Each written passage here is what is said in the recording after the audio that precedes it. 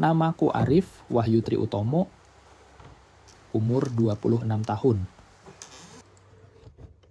Anak sulung dari 5 bersaudara. Dan saat ini sedang tidak memiliki pekerjaan sama sekali. Aku hanyalah lulusan SMA. Aku tidak memiliki biaya untuk melanjutkan pendidikan sarjana seperti teman-temanku. Namun dahulu aku dikenal sebagai anak yang cerdas dan selalu meraih juara kelas.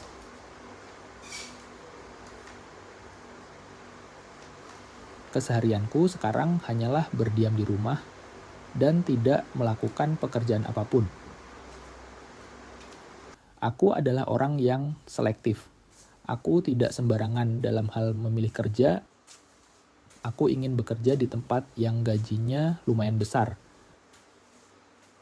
Iya, oke, buat lu yang lulusan SMA atau SMK mau ke Jepang, cara paling bijak adalah Aku sering sekali melihat di sosial media peruntungan orang-orang Indonesia yang bekerja di luar negeri. Sepertinya dengan bekerja di luar negeri, ekonomiku akan sangat terbantu. Aku sangat tertarik untuk bekerja di Jepang. Aku mencoba mencari info sebanyak mungkin terkait lowongan kerja di negara Jepang. Akhirnya aku mencoba mencari berbagai informasi dan akhirnya aku menemukan tempat yang akan tepat sekali untuk aku bekerja di sana.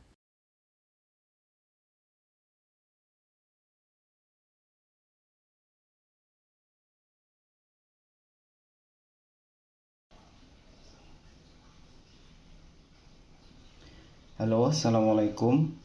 Dengan PT Sumber Makmur. Oh iya Pak, saya ingin mencoba ini Pak, lowongan kerja di luar negeri. Oh iya, dikirim. Oh iya, baik Pak. Oh iya, oke Bapak. Akhirnya aku pun mendatangi kantor tersebut. Assalamualaikum.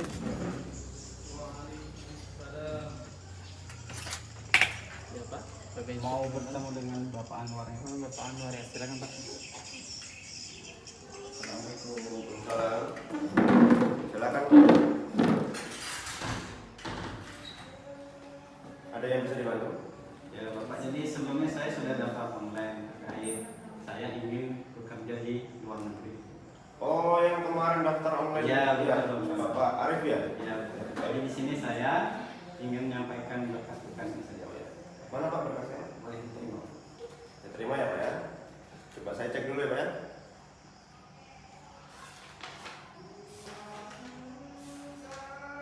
Udah Pak, dan lengkap ini Pak. Jadi nanti kelanjutannya akan saya hubungi kembali lagi ya. Jadi Bapak Arif bersabar saja. Nanti segera saya hubungi. Terima kasih Pak ya. Saya boleh langsung pulang ya? Iya. Terima kasih. Terima. Assalamualaikum Bapak. Terima kasih. Assalamualaikum. Tak lama kemudian, kabar gembira menghampiriku. Aku diterima untuk bekerja di Jepang. Jadwal keberangkatanku pun sudah tiba.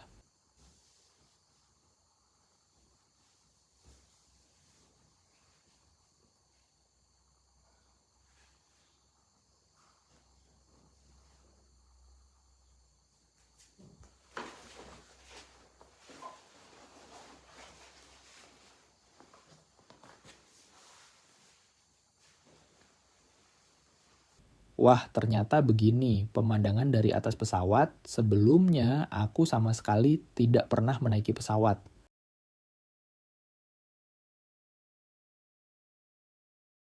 Sesampainya di Jepang, ada sesuatu hal EGG membuatku aneh, rasanya ini janggal. Ini tidak seperti Jepang yang aku kenal. Dan benar saja, aku ditipu oleh agen yang berjanji membawaku ke Jepang. Ternyata aku ditempatkan di negara Somalia dan bekerja sebagai buruh bangunan.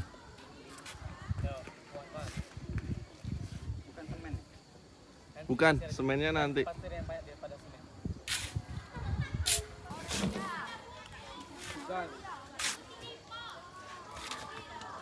Setelah 3 bulan berlalu, aku merasa waktuku sudah habis di sini.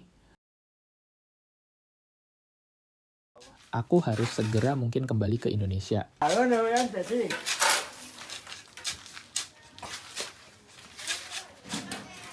Caca-caca kayak masak ya. Biar kecampur lah. Ah. Tahun 2025. Model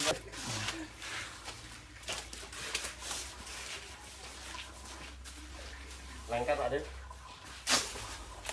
Akhirnya aku pun menghubungi advokat berpengalaman yang ku ketahui lewat sosial media. Bismillah, Assalamualaikum warahmatullahi wabarakatuh. Waalaikumsalam warahmatullahi wabarakatuh. Dengan Ibu Marwah ya, Bu.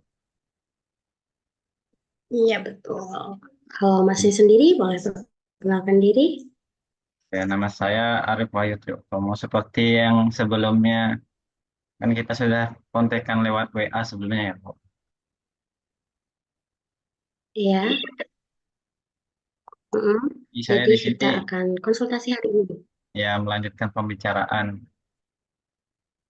Hmm, Oke. Sebelumnya, nama lengkapnya tadi siapa? Arif Wahyu Triutomo.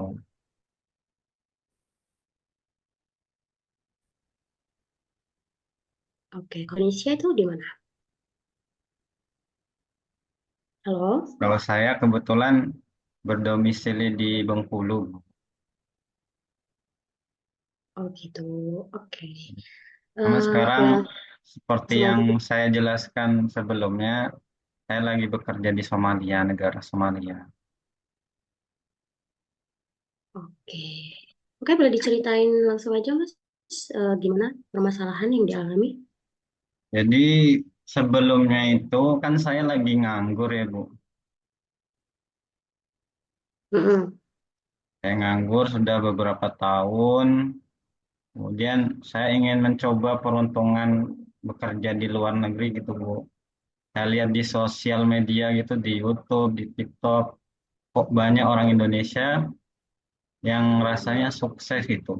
Apa untuk bekerja di luar negeri, gajinya tinggi, kerjanya pokoknya enak di luar negeri gitu. Nah, kemudian Oke. saya searching-searching, nemulah salah satu agen namanya PT Sumber Makmur.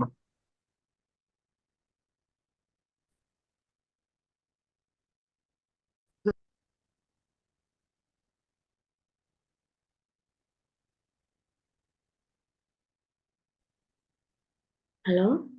Halo. Ya, kemudian dari PT tersebut bagaimana Nah, kelanjutannya? kemudian saya ditawari untuk bekerja di Jepang. Pertama itu ditawarinya bekerja untuk di Jepang. Nah, dijanjikannya itu saya nanti bekerjanya ditempatkan di pekerjaan yang lumayan gitu. Itu janji Oke. awalnya. Ya, sorry. Dengan gaji kurang lebih 300 sampai 500 dolar. Oke, jadi dari agen sendiri sudah ada perjanjian ke Masnya gitu ya untuk Ya, bekerja di tapi Jepang gitu. masih secara lisan saja sih. Hmm, Nah, kemudian oke. mereka menyuruh saya untuk mengisi semacam list-list pendaftaran gitu. Sudah saya kirimkan, sudah saya lengkapi, bahkan saya sudah datangi ke kantornya secara langsung. Hmm, Kemudian? Dan setelah itu kurang lebih 2 minggu setelahnya, terus saya mendapatkan kabar bahwa saya diterima pekerjaan yang sesuai janji awal itu di Jepang dan gaji 300 sampai 500 dolar. Gak selang lama itu Oke. tibalah jadwal keberangkatan saya ke Jepang. Gak lama setelah itu. Hmm, Nah, selama Terus apa proses udah berangkat? proses itu saya sudah membayar kurang Hmm, lebih 30 jutaan kepada agen tersebut, PT tersebut. hmm. Nah, Lalu jadi kemudian berangkat atau gimana? ya sudah berangkat. Setelah itu berangkat, Hmm, kebetulan saya keberangkatannya ini sendiri, Bu, tanpa ditemani oleh siapapun, tanpa didampingi oleh Termasuk siapa. agennya? masuk agennya. Agennya bilang nanti saya Hmm, jemput di bandara sana saja, di Jepangnya saja.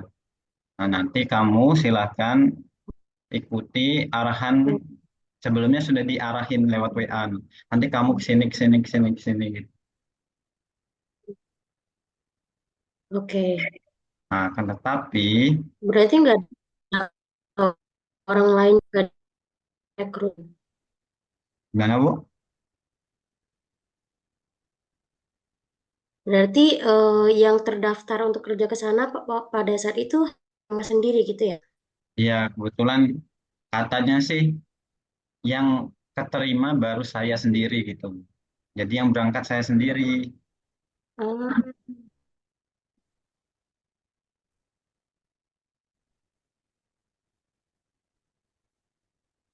Nah, kemudian masalahnya ini tiba-tiba hmm. saat saya keluar bandara itu, loh, ini kok sepertinya bukan di Jepang gitu.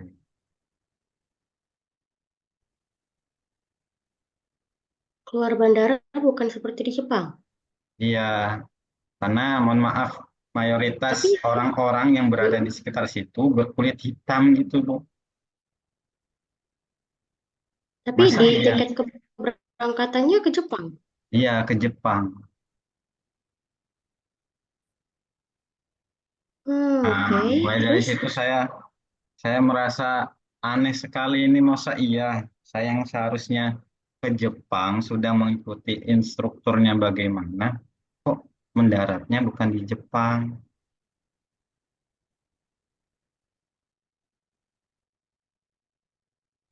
hmm, Dan saya cek-cek di sekitar daerah sana, ternyata ada tulisan Welcome to Somalia. oh, jadi bukan ke Jepang nyampainya, tapi ke Somalia ya? Itu. Oke. Apakah mereka bisa dihubungi waktu Mas di Setelah itu, sana? setelah itu langsung saya hubungi mereka, termasuk agen-agen Hmm, yang mengarahkan saya sebelumnya itu.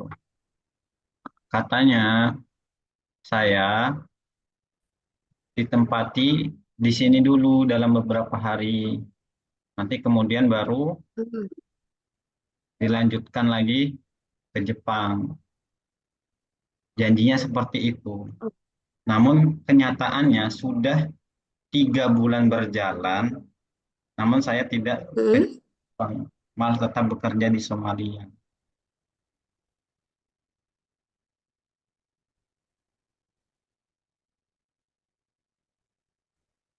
Dari,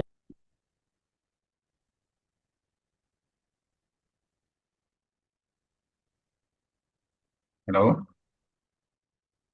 ya, berarti sekarang posisinya bekerja di Somalia, tapi dari agen tersebut juga tempat kerjanya.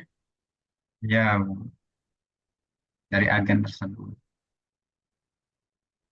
Juga ternyata Hmm. Berarti ada, sampai sekarang nggak ada kejelasan lagi ya? ya Bu, betul. Hmm. Oke. Nah, setelah itu, nah posisinya itu kebetulan paspor saya, segala macam dokumen dokumen pribadi saya itu semuanya dengan agen agen tersebut, Ibu. Nah, setelah beberapa hari, kurang lebih seminggu atau 2 minggu di Somalia, Oh, jadi dari hmm. nah itu setelah itu agen tersebut tidak dapat dihubungi sama sekali.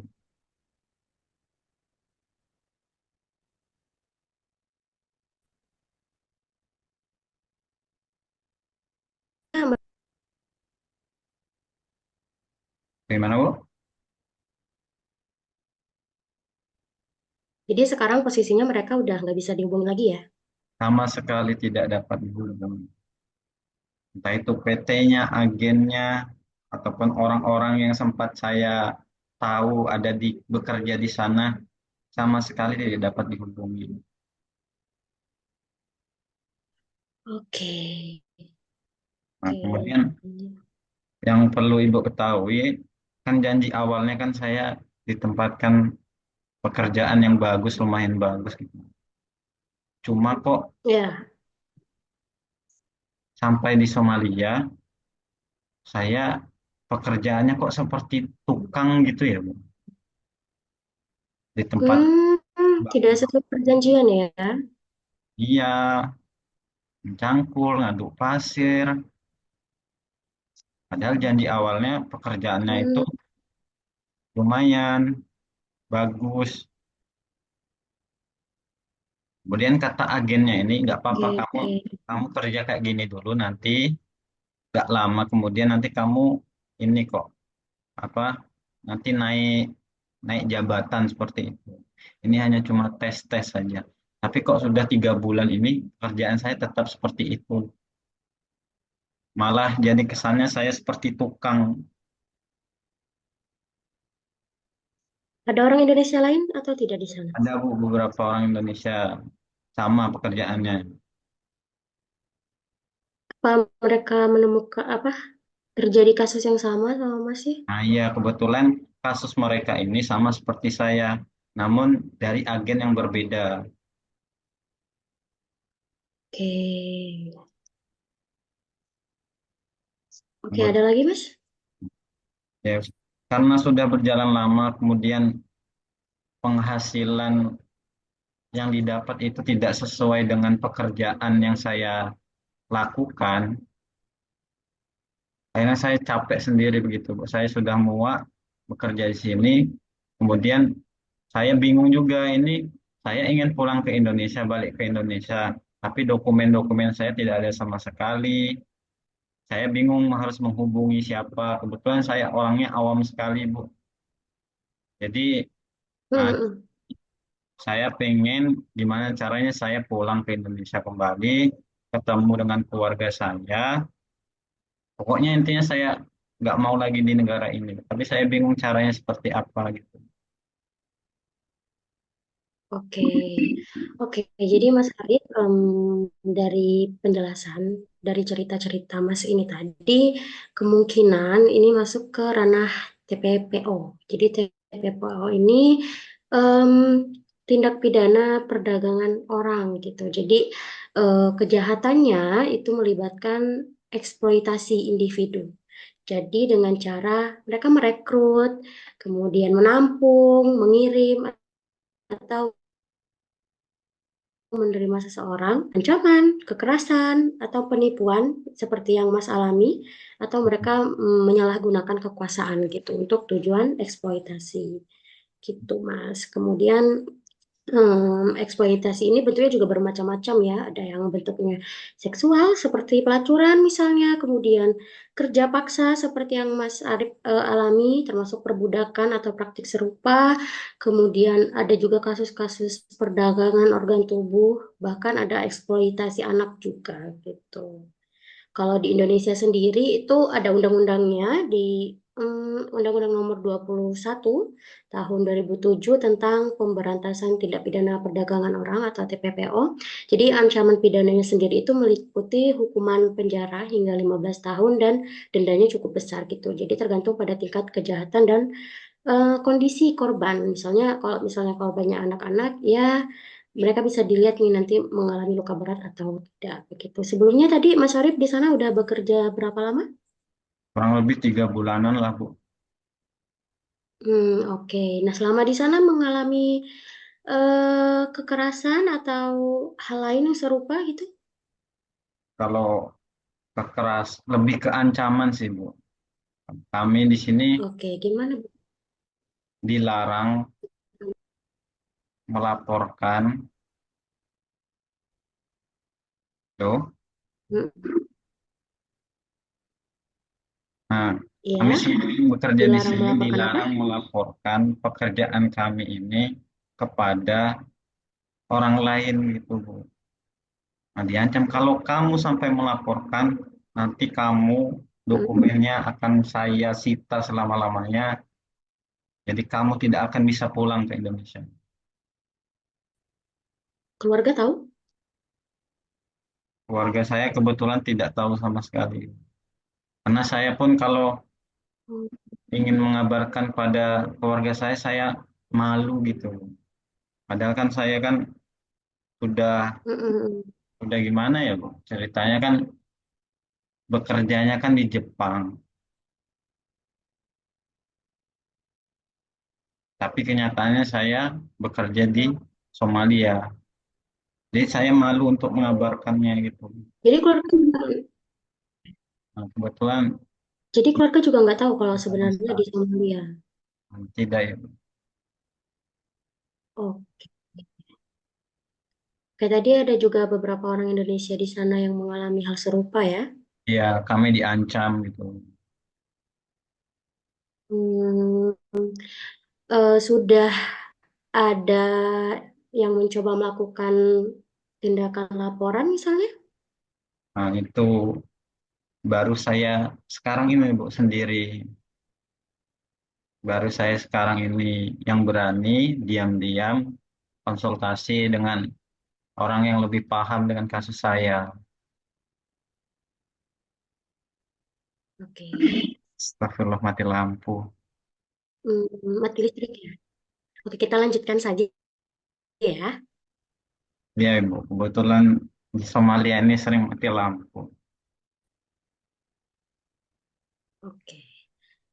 Masnya posisinya di mana? Di mes atau di mana? Kebetulan saya eh, jadi kayak kan saya bekerja kayak di bangunan gitu, Bu. Nanti saya ditempatkan di daerah yang dekat situ, perumahan semacam perumahan, tapi ya Ah, ala kadarnya tidak mewah-mewah gitu enggak. oke. Em, di sana apakah ada kedutaan Indonesia, KBRI atau Kebetulan, KJRI? nah saya orang masih awam tentang hal-hal kayak gitu, Bu.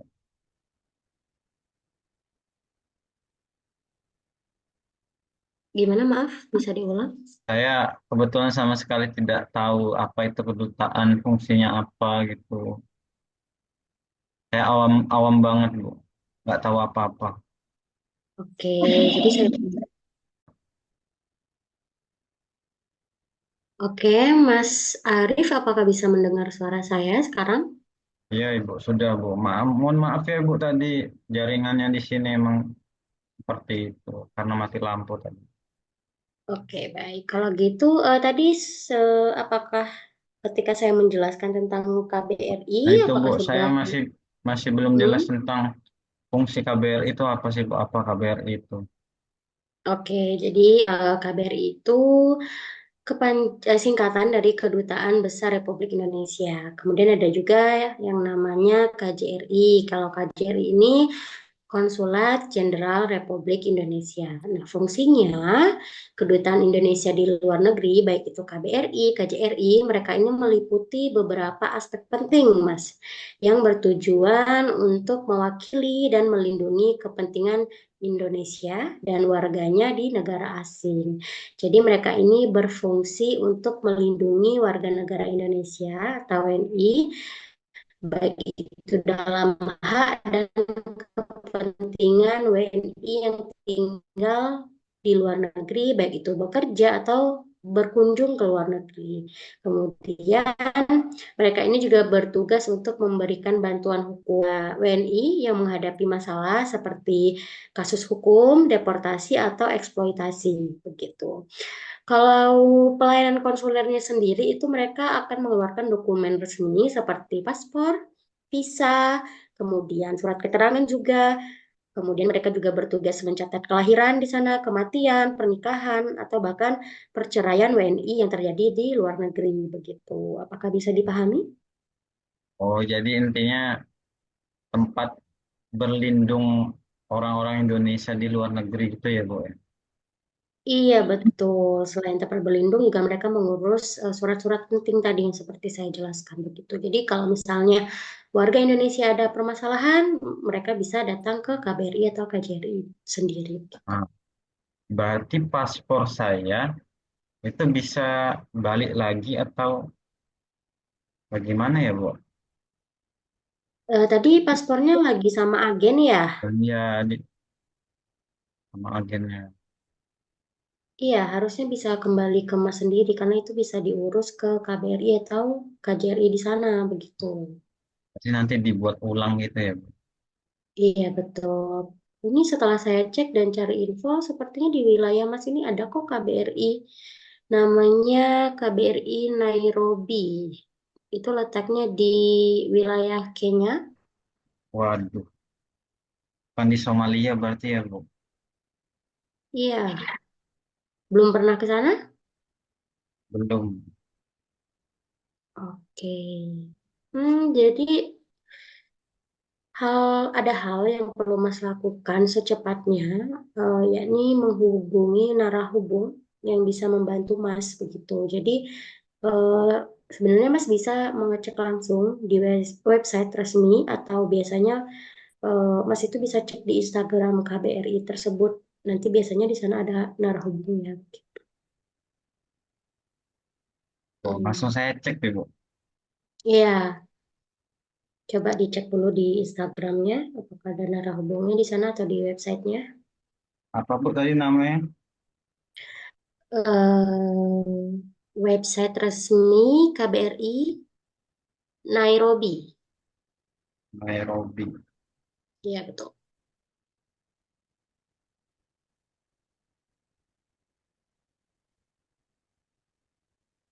Oh iya benar ada di Kenya tapi Ada kontak narahubungnya di sana?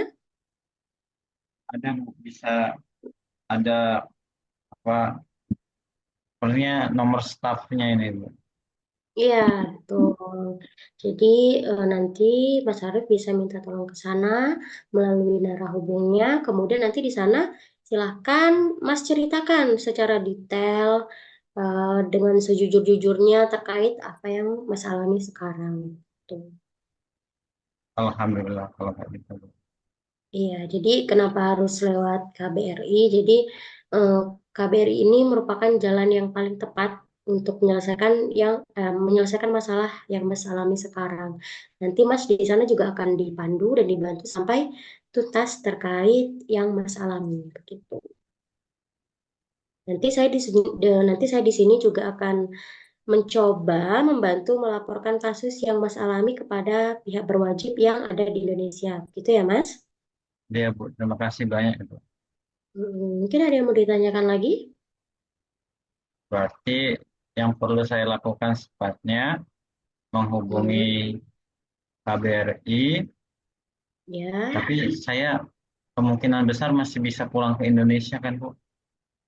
Ya, nanti mereka akan membantu Mas Arief menghadapi masalah ini sampai Mas bisa pulang ke Indonesia. Nanti akan mereka pandu. Jadi Ya, Bu, saya di soalnya sini juga akan, soalnya saya sudah tidak betah lagi di sini sama sekali. iya, Berat iya, rasanya bisa. hidup di sini. Oke, semoga nanti secepatnya Mas Arief bisa keluar dari masalah ini, Amin ya kemudian Allah. dapat dipulangkan, bertemu sama keluarga Mas Arief di Indonesia. Gitu. Oke, setelah sesi ini, silakan nanti Mas Arief hubungi pihak sana ya. Ini Ya, kan Bu, ada baik. narahubungnya, nanti jika ada kendala-kendala lagi, boleh silakan hubungi saya. Berarti saya juga harus ngelaporin PT yang kurang ajar itu ke KBRI Ya, juga ya. betul. Ceritakan semuanya, nanti prosesnya akan mereka pandu di sana. Ya lah, Bu, saya ditipu segala macam, udah habis keluar banyak uang, utang sana sini. Ya, itu ada lagi yang mau ditanyakan, Mas Arif? Cukup, Bu. Mungkin nanti saya kalau ada pertanyaan lebih dalam, saya tanyakan lewat WA-nya saja. Iya, baik. Boleh juga di follow up nanti perkembangan laporannya ke sana bagaimana ke hubungi saya juga gitu. Baik. Oke, mungkin itu saja. Ya, Ibu, terima kasih banyak, Ibu. Ibu sangat menolong saya, membantu saya. Orang-orang yang seperti awam seperti saya ini sangat tertolong. Sangat. Ya, nanti silakan mungkin teman-teman yang lain juga butuh pertolongan juga, silakan saling berdiskusi di sana ya. Oke, terima kasih juga sudah percaya kepada kami ya Mas Arif. Ya, Ibu. Mungkin kita akhiri sesi ini. Ya, wassalamualaikum warahmatullahi wabarakatuh. Waalaikumsalam warahmatullahi wabarakatuh. Terima kasih banyak sekali lagi, Ibu. Sama-sama, saya pamit ya.